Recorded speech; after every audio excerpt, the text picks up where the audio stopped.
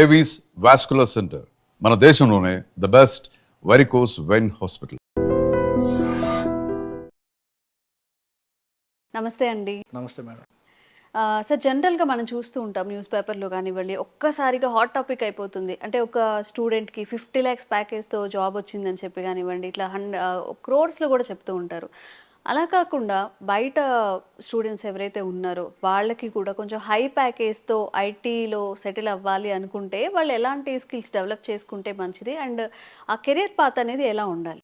Okay, first point ఏంటంటే కాలేజీలో campus ప్లేస్మెంట్లో for example మీరు ఐఐటి కానీ ఎన్ఐటి కానీ చదువుతున్నప్పుడు అక్కడ వచ్చిన క్యాంపస్ ప్లేస్మెంట్లోనే ఇలా మనకు 20 lakhs 30 lakhs ప్యాకేజ్ అని చూస్తాం ఫ్రెషర్స్కి. ఒకసారి కాలేజ్ నుంచి బయటకు వచ్చిన తర్వాత ఇక్కడ మనకి 2 ways జాబ్ ఉంటాయి. ఫ్రెషర్గా ట్రై చేయటం ఉంటుంది, లేదంటే ఎక్స్పీరియన్స్ పెట్టి ట్రై చేయటం ఉంటుంది. ఫ్రెషర్గా ట్రై చేసే వాళ్ళకి హై ప్యాకేజెస్ అనేది రేరు. అంటే వాళ్ళ దగ్గర ఇంకా ఎక్స్ట్రా స్కిల్స్ ఏమైనా ఉంటే కానీ రావు. హై ప్యాకేజెస్ అంటే ఏంటంటే మినిమం 4 అంటే మ్యాక్సిమం 8 9 లేదా 12 ప్యాకేజ్ ఉంటుంది. డిపెండ్స్ అపాన్ ద స్కిల్ మీద డిపెండ్ అయి ఉంటుంది.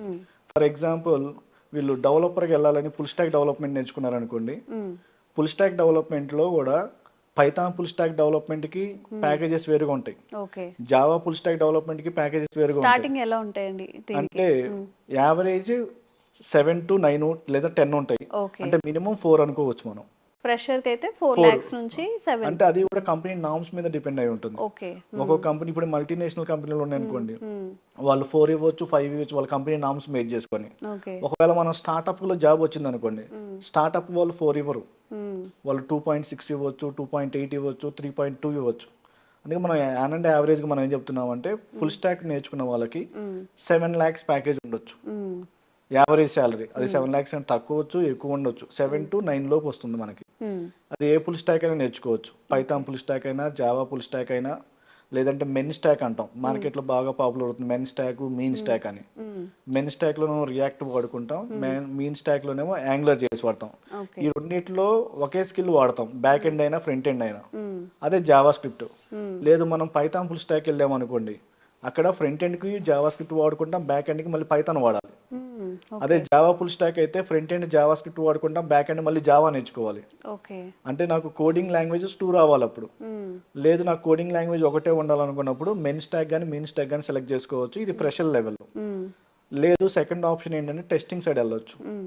ఈ టెస్టింగ్ సైడ్ కూడా ప్యాకేజెస్ బాగుంటాయి. అందులో ఆటోమేషన్ టెస్టింగ్ కొంచెం ప్యాకేజెస్ బాగుంటాయి, మాన్యువల్ టెస్టింగ్ ప్యాకేజెస్ కొంచెం తక్కువ ఉంటాయి. ఇది ఫ్రెషర్ లెవెల్లో. అలాగే కొంతమంది నాన్ ఐటీ నుంచి వస్తారు, వాళ్ళు ఐటీకి వెళ్ళాలంటే కోడింగ్ తెలియదు అనుకోండి, నాకు కోడింగ్ అవసరం లేదు, నేను అసలు కోడింగ్ రాయలేను, నాకు కోడింగ్ అంటే భయం, కోడింగ్ లేకుండా జాబ్స్ కావాలంటారు. అలాంటి వాళ్ళు ఏంటి అంటే ఫస్ట్ యానిమేషన్ నేర్చుకోవచ్చు. యానిమేషన్ కానీ, లేకపోతే గ్రాఫిక్ డిజైనింగ్ కానీ, లేదంటే డిజిటల్ మార్కెటింగ్. ఇప్పుడు డిజిటల్ మార్కెటింగ్ కూడా ప్రతి ఒక్కరికి అవసరం అవుతుంది.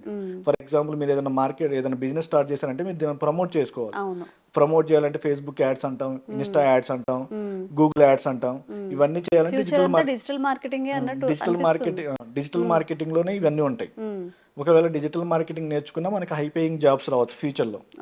డిజిటల్ మార్కెటింగ్ లో కూడా మళ్ళీ విత్ ఏ కాన్సెప్ట్ ఉంటుంది, అది నేర్చుకుంటే హై పేయింగ్ జాబ్స్ వస్తాయి. ఇవన్నీ ఫ్రెషర్స్కి. అలాగే 3 years 4 years ఎక్స్పీరియన్స్ ఉన్న వాళ్ళకి డేటా మీద జాబ్స్ బాగుంటాయి. అంటే డేటాని ప్రాసెస్ చేయటం కానీ, డేటాని స్టోర్ చేయటం కానీ, డేటాని అనాలిసిస్ చేయటం కానీ, డేటాని క్లీన్ చేయటం కానీ, ఇలాంటి జాబ్స్ ఉంటాయి.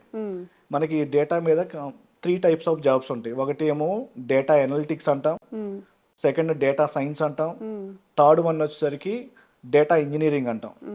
ఈ డేటా ఇంజనీరింగ్ వాళ్ళు ఏం చేస్తారంటే ఉన్న డేటా మొత్తాన్ని కలెక్ట్ చేసి వాటి మీద ఆపరేషన్స్ పర్ఫామ్ చేసి ఫైనల్గా ఒక డేటాని తీసుకెళ్ళి డేటా వేర్ హౌస్లో స్టోర్ చేస్తారు. ఇక్కడ వాడే కాన్సెప్ట్ ఏంటంటే ETL అనే ఒక కాన్సెప్ట్ వాడతారు, extracting the data from the different data sources. అలాగే ఎక్స్ట్రాక్ట్ చేసిన డేటా మీద కొన్ని ఆపరేషన్స్ పర్ఫామ్ చేసి ఆ డేటాని తీసుకెళ్ళి డేటా వేర్ హౌస్లో స్టోర్ చేస్తారు.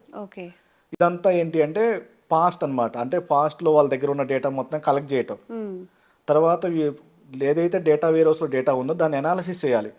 అనాలిసిస్ చేసి దానికి ఒక రిపోర్ట్ జనరేట్ చేసి ఎవరైతే ప్రొడక్ట్ ఓనర్ ఉంటారో లేదంటే ఎవరైతే హైయర్ అథారిటీ వాళ్ళు ఉంటారో వాళ్ళకి ఆ రిపోర్ట్ జనరేట్ చేయాలి.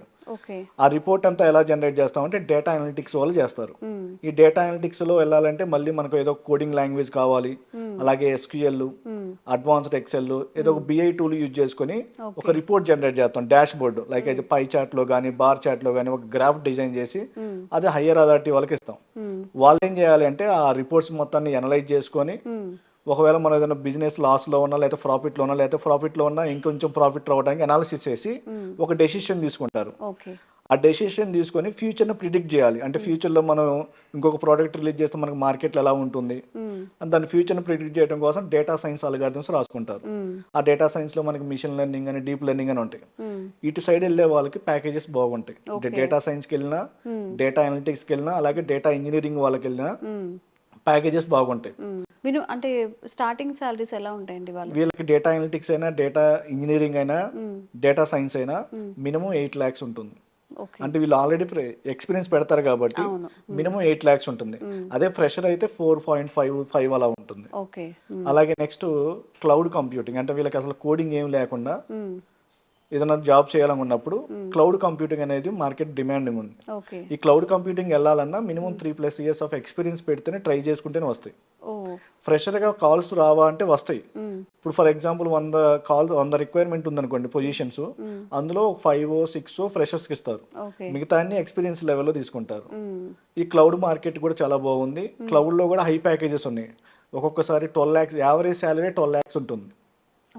ఓకే, ఈ క్లౌడ్లో కూడా మనకి AWS అని ఉంటుంది, ఎజూర్ అని ఉంటుంది, అంటే గూగుల్ GCP అని ఉంటుంది. మనం నేర్చుకున్న టూల్ను బట్టి మళ్ళీ మీరు AWS నేర్చుకుంటే ఒక రకంగా ఉంటాయి ప్యాకేజెస్, ఎజూర్ నేర్చుకుంటే ఒక రకంగా ఉంటాయి ప్యాకేజెస్, అలాగే GCP నేర్చుకుంటే ఇంకొక రకంగా ప్యాకేజెస్ ఉంటాయి. అందులో ప్లస్ మన దగ్గర మళ్ళీ కోడింగ్ స్కిల్స్ కూడా ఉండాలి. అంటే స్క్రిప్ట్ రాయడానికి కొన్ని స్కిల్స్ కావాలి, ఆ స్కిల్స్ అన్నీ ఉండాలి. అలాగే క్లౌడ్లో కొన్ని నెట్వర్కింగ్ కాన్సెప్ట్స్ కూడా కావాలి. ఎవరైతే నెట్వర్కింగ్ బ్యాక్గ్రౌండ్ నుంచి వస్తారో వాళ్ళకి క్లౌడ్ కొంచెం సూటబుల్గా ఉంటుంది. అలాగే నెక్స్ట్ డెవాప్స్ అంటాం. ఇంతకుముందు డెవలపర్ చేసేవాళ్ళు, ఆపరేషన్స్ టీమ్ ఆపరేషన్ జాబ్స్ చేస్తారు. ఇప్పుడు మార్కెట్ అంతా చేంజ్ అయిపోయి ఒక్క పర్సనే 2 చేయాలి, దాన్ని డెవాప్స్ అంటాం. ఇక్కడ ఎజైల్ అని, స్క్రమ్ అని ఇవన్నీ ఉంటాయి. ఇవి నేర్చుకున్నా మనకి హై పేయింగ్ జాబ్స్ వస్తాయి. ఇక్కడ కూడా మినిమం 12 to 14 ఉంటుంది యావరేజ్ శాలరీ. కాకపోతే ఇక్కడ కూడా ఎక్స్పీరియన్స్ వాళ్ళకే ఎక్కువ కాల్స్ ఉంటాయి ఫ్రెషర్స్ కన్నా. తర్వాత సైబర్ సెక్యూరిటీ అంటున్నారు. ఈ సైబర్ సెక్యూరిటీకి కూడా ఫ్యూచర్ మార్కెట్ చాలా బాగుంటుంది. కాకపోతే ఇక్కడ కూడా హై పేయింగ్ జాబ్స్ ఉంటాయి. కాకపోతే ఫ్రెషర్స్కి కొంచెం తక్కువ ఉంటాయి. ఎక్స్పీరియన్స్ లెవెల్ వాళ్ళకి సైబర్ సెక్యూరిటీ కూడా బాగుంటుంది. ఫ్రెషర్స్కి నా బెస్ట్ సజెషన్ ఏంటి అంటే డెవలపర్గా వెళ్ళాలి. ఆ డెవలప్ అనేది వాళ్ళ ఇష్టం. కొంచెం కోడింగ్ తక్కువ ఉండాలంటే పైథాన్ ఫుల్ స్టాక్ నేర్చుకుంటారు. జాబ్లో మార్కెట్ బాగుండాలనుకున్నప్పుడు జావా ఫుల్ స్టాక్ నేర్చుకుంటారు. లేదు నేను ఒక 2 బ్యాక్ ఎండ్ లాంగ్వేజెస్ వద్దు, ఓన్లీ ఒక బ్యాక్ ఎండ్ లాంగ్వేజ్ వాడుకుంటాను ఫ్రంట్ ఎండ్లో బ్యాక్ ఎండ్లో అనుకున్నప్పుడు మెయిన్ స్టాక్ వెళ్ళొచ్చు. లేదు నాకు కోడింగ్ తక్కువ ఉండాలి అనుకున్నప్పుడు టెస్టింగ్ సైడ్ వెళ్తారు. లేదా అసలు నాకు కోడింగ్ అనేది వద్దు, నేనంతా నా అనలిటిక్ స్కిల్ మీద నేను జాబ్ తెచ్చుకోవాలనుకున్నప్పుడు డిజిటల్ మార్కెటింగ్, తర్వాత యానిమేషన్స్ ఇవి నేర్చుకుంటారు. ఓకే, చాలా ఇన్ఫర్మేషన్ అండి. అంటే గుడ్డిగా వచ్చేసామా, చేసేసామా, ఏదో హై ప్యాకేజెస్ తీసుకున్నామా ఇలా కాకుండా హై ప్యాకేజ్ అనే కాన్సెప్ట్ ఎందుకు వస్తుంది అంటే మన కరోనా టైంలో ఆల్రెడీ చూసాం. మన ఇంటి పక్కన వాళ్ళు ఎవరో 3 years 4 years ఖాళీగా ఉండి వాళ్ళకి జాబ్ వస్తుంది, వాళ్ళకి 12 lakhs 14 lakhs ప్యాకేజెస్ వస్తాయి. దాన్ని బట్టి మన ఇంట్లో వాళ్ళు ఏంటంటే వాళ్ళు మొన్నటిదాకా ఖాళీగా ఉండడం, వాడికి జాబ్ వచ్చింది 12 lakhs ప్యాకేజీ, ఇప్పుడు ఇంటి దగ్గర వాళ్ళు ఏంటంటే ప్యాకేజ్ వస్తుందా రావట్లేదా, వాడికి లోపల ఎంత ప్రాసెస్ ఉందో అదేం చూడరు కదా. మన వాళ్ళు ఏంటంటే సరే మా వాళ్ళకి ఆ కోర్స్ నేర్చుకుని జాబ్ వచ్చిందండి, నేను కూడా ఇప్పుడు డెవాప్స్ చేయాలి, వాడు ప్రెషర్. కానీ వాడు వచ్చి నేను డెవాప్స్ నేర్చుకోవాలి, డెవాప్స్ మీద జాబ్ రావాలి, 3 months నాకు జాబ్ రావాలంటాడు. రాదురా బాబు అని చెప్పినా వాళ్ళు వినరు. కొంతమంది ఇన్స్టిట్యూట్ వాళ్ళు సజెస్ట్ చేస్తారు ఇది నేర్చుకుంటే రాదని. కొంతమంది ఏం చేస్తారంటే వాళ్ళకి మనీ కావాలి కాబట్టి సరే జాయిన్ అవ్వని డబ్బులు కట్టించుకుంటారు. ఆ కోర్స్ అయిపోయిన తర్వాత వాడు ఎన్ని రోజులు వెయిట్ చేయాలంటే 3 years వెయిట్ చేయాలి కాల్స్ రావాలంటే మళ్ళీ. అలా ఉంటుంది. అలా హై ప్యాకేజెస్ గురించి కొంత స్టూడెంట్స్ అలా ఆలోచిస్తున్నారు. నా బెస్ట్ సజెషన్ ఏంటి అంటే హై ప్యాకేజ్ గురించి ఆలోచించుకోకుండా ఫస్ట్ ముందు మనం స్కిల్ డెవలప్ చేసుకుని ఏదో ఒక విధంగా ఐటీలోకి ఎంటర్ అయితే తర్వాత ఆటోమేటిక్గా ప్యాకేజెస్ అవే వస్తాయి. ముందే మనకు జాబ్ రాకముందే మనం హై ప్యాకేజ్ గురించి ఆలోచిస్తే ఫర్ ఎగ్జాంపుల్ కొంతమంది ఏం జరుగుతుందంటే రీసెంట్గా మా దగ్గరే జరిగింది, ఒక స్టూడెంట్కి జాబ్ వచ్చింది, 2.5 3 lakhs ప్యాకేజ్ ఫ్రెషర్గా. కాకపోతే వాళ్ళు 2 years బాండ్ రాయమన్నారు. బాండ్ రాయకోవటానికి ఇష్టపడక జాబ్ వదిలేసుకున్నాడు. ఇంకా జాబ్ రాలేదు తర్వాత, ఇంకా సర్చింగ్లోనే ఉన్నాడు. బెస్ట్ సజెషన్ ఏంటంటే ఆ బాండ్ అయినా ఏం కాదు. ఇప్పుడు మనం ఫర్ ఎగ్జాంపుల్ మనం ఇంటర్మీడియట్ చదువుతున్నాం అనుకోండి, కాలేజ్ వాళ్ళకి ఏమి ఇవ్వాలి, 10th class సర్టిఫికేట్ ఇవ్వాలి. తర్వాత ఇంటర్మీడియట్ మనం బీటెక్ వెళ్తాం. బీటెక్ వెళ్ళినప్పుడు ఏం చేయాలి, వాళ్ళకి మన ఇంటర్మీడియట్ 10th class సర్టిఫికేట్లు ఇస్తారు, 4 సంవత్సరాలు వాళ్ళ దగ్గర చదువుకుంటాం. బయటికి వచ్చిన తర్వాత ఒక కంపెనీ వాడు బాండ్ రాయమన్నప్పుడు చాలా మంది భయపడుతున్నారు. అంటే పేరెంట్స్ కూడా అదే, ఒకవేళ మా అబ్బాయికి next year 6 lakhs 8 lakhs package వచ్చిద్దేమో, అప్పుడు మళ్ళీ 2 years వెయిట్ చేయాలి కదా అని అడుగుతున్నారు. కానీ బెస్ట్ సజెషన్ ఏంటంటే ముందు ప్యాకేజ్ ఎంత వచ్చినా ఐటీలోకి ఎంటర్ అవటమే కష్టం. ఒకసారి ఐటీలోకి మనం ఎంటర్ అయిన తర్వాత స్కిల్ ఆటోమేటిక్గా అప్గ్రేడ్ చేసుకొని మనమే ఒక కంపెనీ నుంచి ఇంకో కంపెనీకి షిఫ్ట్ అవ్వచ్చు. అప్పుడు ప్యాకేజ్ కూడా పెరుగుతాయి. ఇనిషియల్గానే మనకి ఇంత ప్యాకేజ్ రావాలి, ఇంత ప్యాకేజ్ రావాలనేది మార్కెట్ అనేది ఒక చెప్పలేము. ఈ రోజు ఉండొచ్చు, రేపు బావచ్చు. ప్లస్ మనం ఈ కోర్స్ నేర్చుకున్నాం, దానికి మార్కెట్ ఎప్పటి వరకు ఉంటుందో కూడా తెలియదు. ఉన్నప్పుడు మనకి జాబ్ వచ్చినప్పుడు మనం ఆపర్చునిటీని యూజ్ చేసుకోవాలి. అవును, నిజంగా అండి, చాలా మంచి ఇన్ఫర్మేటివ్గా చెప్పారు. అంటే చాలామంది చేస్తున్న తప్పులు ఖచ్చితంగా మీరు ఏదంటే కంపారిజన్స్ ఉన్నాయో వాళ్ళకి ఎక్కువ వచ్చింది కాబట్టి మనకు కూడా ఎక్కువ రావాలని ఎక్స్పెక్ట్ చేయడం కూడా తప్పని. చాలా అండి, చాలా థ్యాంక్ యూ.